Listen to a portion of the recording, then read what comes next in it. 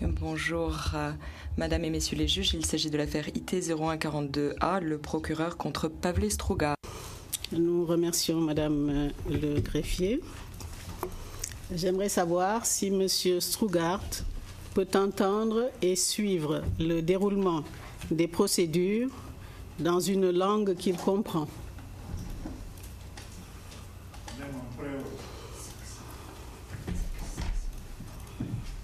Je n'entends pas l'interprétation.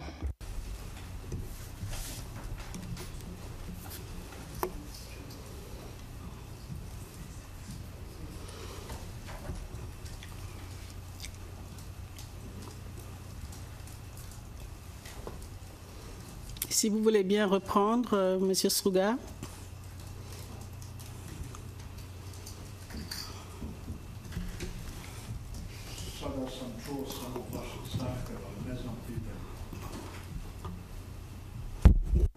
Le microphone était éteint. Je vais en déduire que M. Strugart est en mesure de suivre le déroulement des procédures dans une langue qu'il comprend. Et à présent, je demande aux parties de bien vouloir... Oui, je peux suivre, Madame le juge.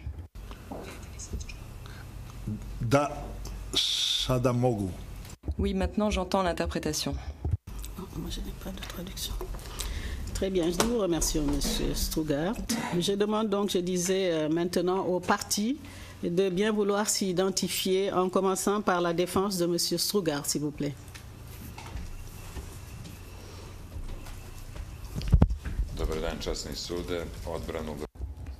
Maître Rodic.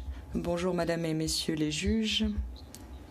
La défense de Pavle Strugar est représentée par Monsieur Goran Rodic de Petrovica et Monsieur Vladimir Petrovic de Belgrade. La défense, à présent, je me tourne vers le banc du procureur, si le bureau du procureur veut bien également s'identifier.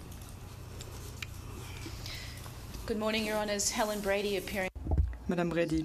Bonjour Madame et Messieurs les juges. Hélène Brady, Michel Jarvis, Laurel Beg et notre commis à l'affaire, Sébastien von Hooijdonk. Le procureur. La présente audience est consacrée à l'affaire le procureur contre Pavle Strugar.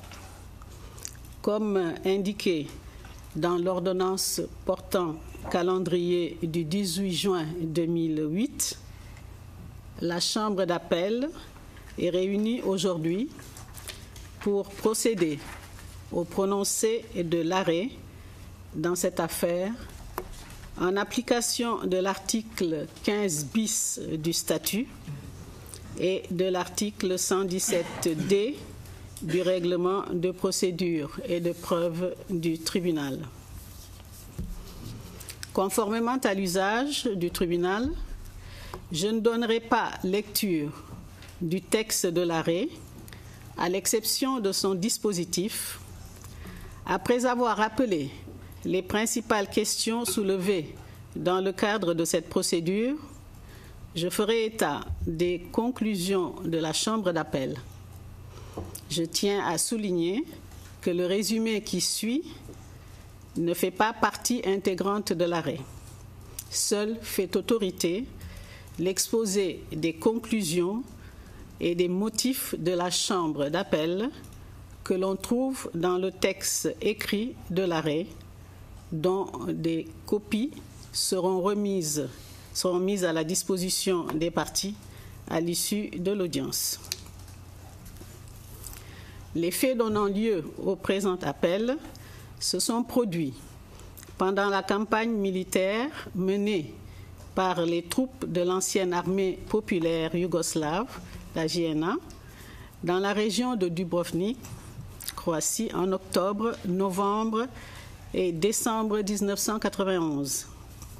Selon le jugement rendu le 31 janvier 2005 par la Chambre de première instance, dans le cadre d'une attaque ordonnée par Strugar contre Srd, le 3e bataillon de la 472e brigade motorisée avait bombardé la vieille ville de Dubrovnik. la Chambre de première instance a conclu que ces unités étaient subordonnées au deuxième groupe opérationnel, le 2e GO, dont le général Strugar a pris le commandement le 12 octobre 1991.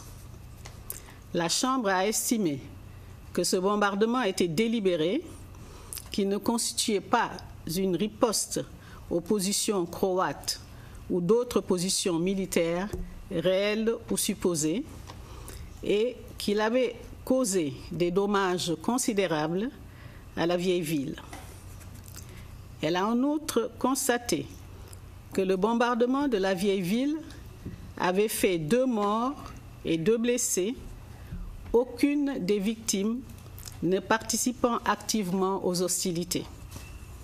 Sur cette base, la Chambre de première instance a condamné Strugar à une peine unique de 8 ans d'emprisonnement pour les chefs d'accusation suivants. Le chef 3, attaque contre des civils au terme des articles 3 et 7.3 du statut. Le chef 6, destruction ou endommagement délibéré de biens culturels au terme des articles 3D et 7.3 du statut. Les 2 parties ont interjeté appel contre le jugement de première instance.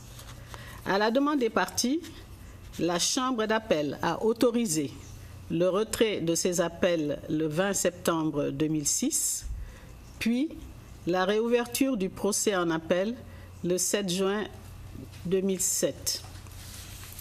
M. Strugar demande à la Chambre d'appel de l'acquitter de tous les chefs d'accusation retenus contre lui ou, alternativement, d'ordonner un nouveau procès ou de réduire substantiellement la peine qui lui a été infligée. Il demande également à la Chambre d'appel de surseoir aux procédures judiciaires le concernant en raison du fait qu'il était et est toujours inapte à être jugé. Le procureur demande le rejet de tous les motifs d'appel avancés par Strugar et soulève 3 motifs d'appel dans lesquels il allègue des erreurs de droit et de fait concernant l'étendue de l'obligation de Strugar de prévenir le bombardement illégal de la vieille ville, des erreurs relatives au cumul des déclarations de culpabilité et à la peine. Avant de passer en revue ces motifs d'appel, il convient de rappeler brièvement les critères applicables à l'examen en appel. Les appels formés contre les jugements sont des procédures de nature corrective qui ne donnent pas lieu à un procès de novo. Ainsi, il ressort de l'article 25 du statut que le rôle de la Chambre d'appel se limite à corriger les erreurs de droit qui invalident une décision et les erreurs de fait qui ont entraîné un déni de justice. En ce qui concerne les erreurs de fait, il est de jurisprudence constante que la Chambre d'appel n'infirme pas à la légère les conclusions de fait dégagées par une chambre de première instance. Par conséquent, la Chambre d'appel n'infirmera ces constatations que lorsqu'aucun juge des faits raisonnables n'aurait pu parvenir à la même conclusion ou lorsque celle-ci est totalement erronée.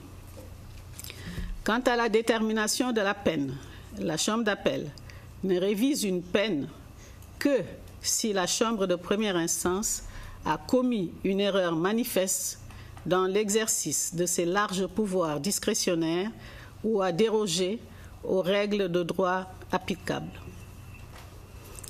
La Chambre d'appel peut d'emblée rejeter, sans avoir à les examiner sur le fond, les arguments présentés par une partie qui n'ont aucune chance d'aboutir à l'annulation ou à la réformation de la décision attaquée.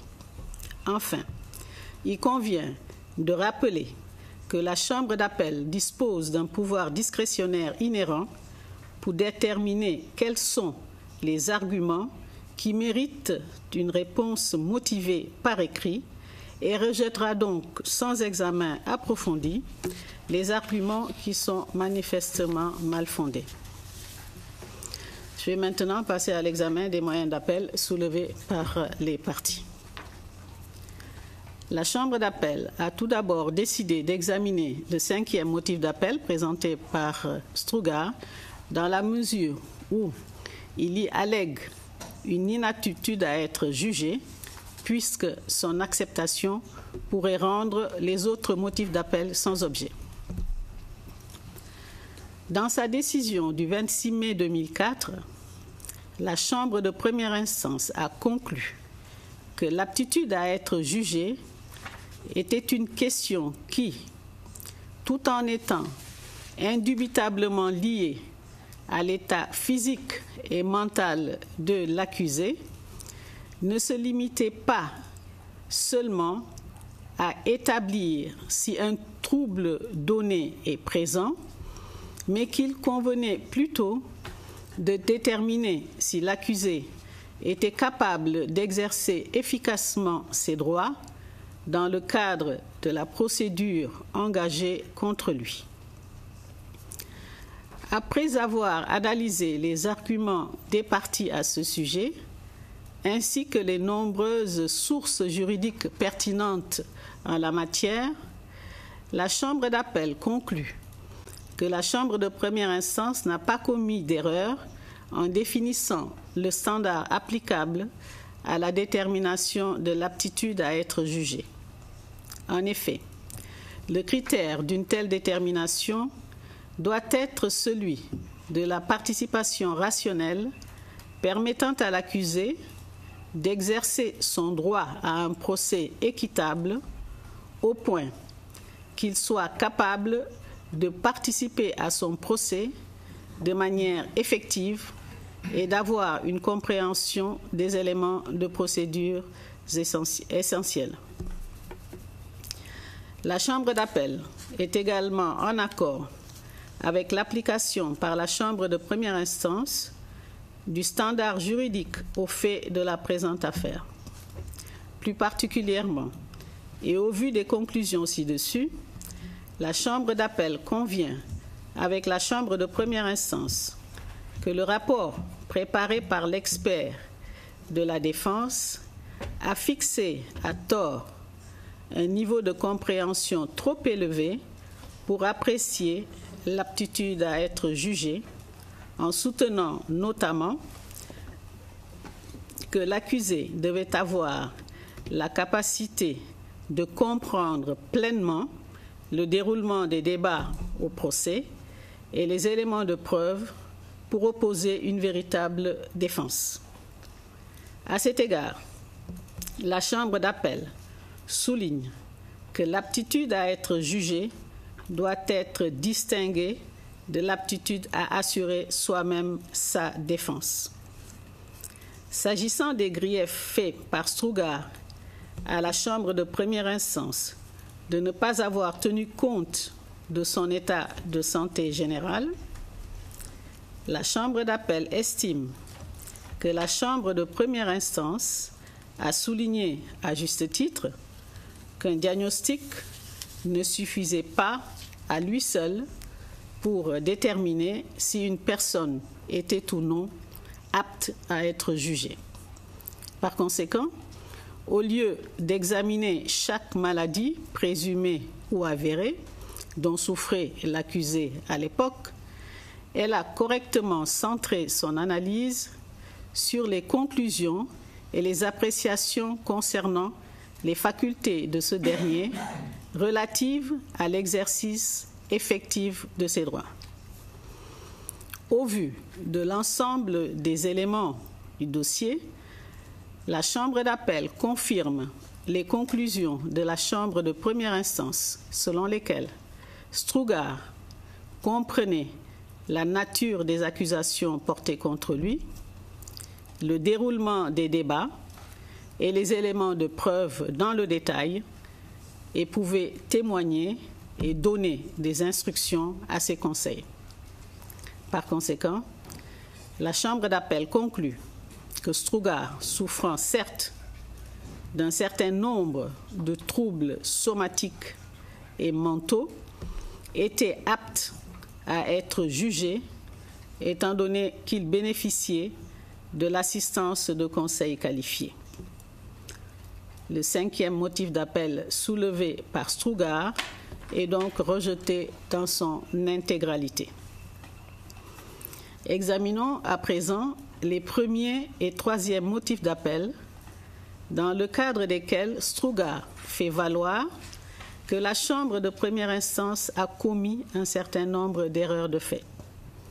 Premièrement, la Chambre d'appel rejette sans examen approfondi plusieurs des arguments de Strugar concernant les détails des opérations de combat menées par la JNA dans la région de Dubrovnik en octobre et novembre 1991, parce qu'ils sont manifestement infondés. Pour ce qui est de l'argument selon lequel la Chambre de première instance a conclu à tort que l'élément moral nécessaire pour établir sa responsabilité de supérieur hiérarchique en application de l'article 7.3 du statut était rempli, la Chambre d'appel est d'avis qu'il était raisonnable pour la Chambre de première instance de conclure que l'amiral Jokic avait mené une enquête sur les événements de novembre 1991 et que Strugar avait connaissance du bombardement de la vieille ville de Dubrovnik en octobre et novembre 1991. Par conséquent, ce grief est rejeté. Deuxièmement, en ce qui concerne les erreurs alléguées en rapport avec les événements des 3 et 5 décembre 1991, la Chambre d'appel rejette sans motivation détaillée les arguments de Strugar concernant la conduite des négociations avec les ministres croates, le rôle joué par l'amiral Jokic dans les événements du 5 décembre 1991, les réalités militaires de la JNA et le témoignage du lieutenant-colonel Jovanovic, parce qu'ils sont manifestement infondés. Quant à l'ordre d'attaquer Sirte, la Chambre d'appel conclut que Strugar n'a pas démontré que les constatations de la Chambre de première instance étaient déraisonnables. Notamment, il n'a pas démontré comment le fait que la Chambre de première instance n'ait pas clarifié le contenu de l'ordre d'attaquer Sirte affecte sa condamnation ou sentence. Le contenu exact de cet ordre n'affecte pas les conclusions de la Chambre de première instance, selon lesquelles Strugar a ordonné une attaque, avait la capacité matérielle de prévenir et de mettre fin au bombardement de la vieille ville et avait les moyens de communiquer avec ses subordonnés au cours de l'attaque. La Chambre d'appel conclut également que Strugar n'a pas démontré que l'appréciation portée par la Chambre de première instance sur les témoignages de Comdoyle et du colonel Svicevic était déraisonnable. Par conséquent, ce grief est rejeté. Troisièmement, eu égard aux erreurs alléguées relatives aux événements du 6 décembre 1991, la Chambre d'appel rejette sans examen approfondi les arguments de Strugar concernant le témoignage du capitaine de frégate Hanzevic et les propriétaires des bâtiments endommagés dans la vieille ville parce qu'ils sont manifestement infondés.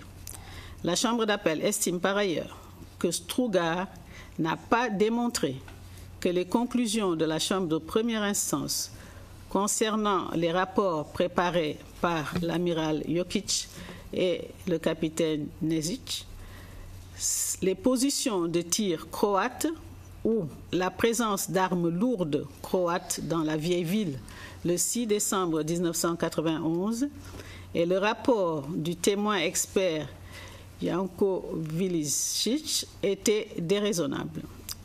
En ce qui concerne la conversation de Strugar avec le général Kadievitch, la Chambre d'appel conclut que Strugar n'a pas montré qu'aucun juge des faits raisonnables n'aurait pu arriver aux conclusions de la Chambre de première instance, notamment qu'il avait connaissance du risque réel et sérieux de voir l'artillerie répéter son comportement antérieur et commettre des infractions semblables. En ce qui concerne la conclusion de la Chambre de première instance selon laquelle il est très improbable qu'il n'ait pas reçu des rapports sur l'attaque contre la vieille ville, la Chambre d'appel est d'avis que la Chambre de première instance a établi de manière raisonnable que le deuxième GO avait la structure organisationnelle fondamentale pour lui permettre de contrôler des opérations de combat et qu'il recevait des rapports de combat des unités qui lui étaient directement subordonnées. La Chambre de première instance a par ailleurs établi de manière raisonnable et étayée les nombreux moyens par lesquels Strugar aurait pu obtenir des informations sur l'attaque contre Serge. Enfin, en ce qui concerne le statut de Mato Valialo et Ivo Vlasica, la Chambre d'appel estime qu'un juge des faits raisonnable aurait pu conclure, au-delà de tout doute raisonnable, qu'en sa qualité de chauffeur au service de la cellule de crise de la municipalité de Dubrovnik, Mato Valialo ne participait pas activement aux hostilités lorsqu'il a été blessé. Par ailleurs, bien qu'il aurait été préférable pour la Chambre de première instance de le faire de manière plus explicite, la Chambre d'appel est d'avis que la Chambre de première instance a établi, au-delà de tout doute raisonnable, que Mato Valiavo et Ivo Vlasica étaient à l'époque des civils. Par conséquent, ce grief est rejeté. Quatrièmement, pour ce qui est des allégations d'erreur concernant le manquement de Strugar à l'obligation qu'il avait de prévenir les crimes, la Chambre d'appel rejette sans examen approfondi les arguments relatifs à la structure de commandement du deuxième GO parce qu'ils sont manifestement infondés.